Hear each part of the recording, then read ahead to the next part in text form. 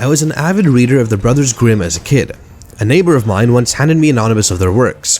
I read that book countless times. My gateway to books, that collection was.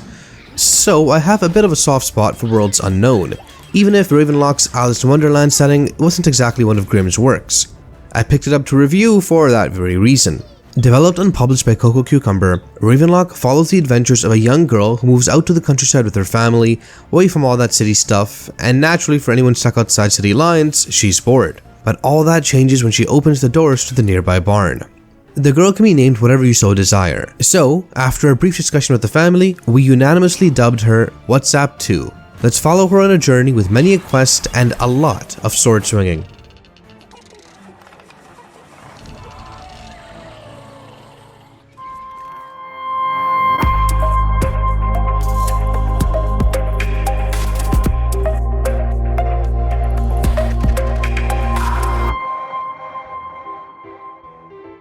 The world that WhatsApp 2 wakes up in is a gorgeous one. Heck, even before you get into the meat of the game, the player is treated to a beautiful rendition of bright blue skies on a farmland backdrop. The way the game positions the camera is almost panorama-like, not necessarily following your playable character around, but close enough and with enough wiggle room to do a few twists and turns if need be.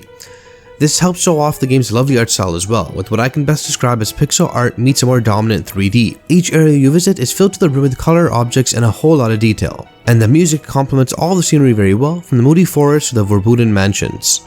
With that being said, WhatsApp 2 didn't come here for sightseeing. No, she needs to take on an adventure as the Ravenlok, a hero destined to free the folk of the land from the Red Queen's tyranny. With your trusty sword and shield, players will be tasked with clearing hordes of enemies, completing quests and puzzles, and ultimately collecting the pieces that will let you confront the old hag tucked away in the castle.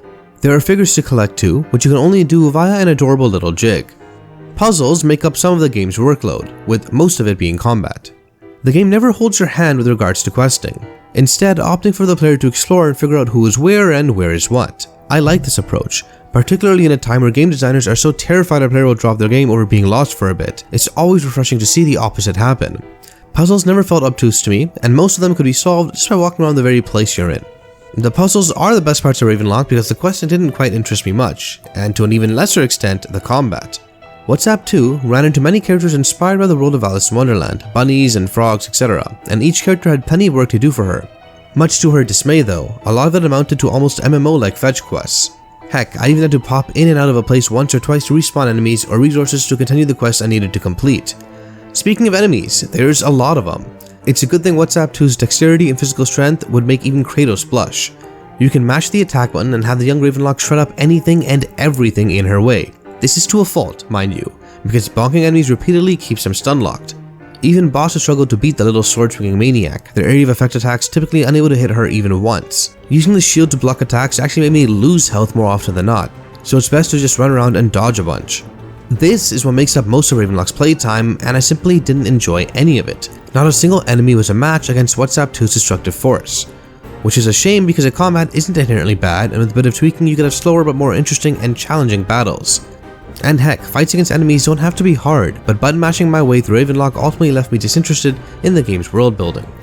I spammed through the game's beautiful environment till the credits rolled. It had a cute little story that plays it straightforward, with some questionable decisions that WhatsApp 2 ultimately makes to get the job done. Truth be told, I felt more like a little tyrant myself towards the end, considering how many living things I gibbed, but that's a fairy tale for you, I suppose. In Ravenlok's well-paced narrative and gameplay structure, it's sad to say that I didn't find the game to be very compelling.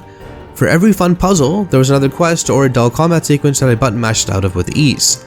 Still, I could appreciate the expectations the game places on the player to simply figure things out on their own and having a straightforward, no-nonsense plot. A lost art in gaming today.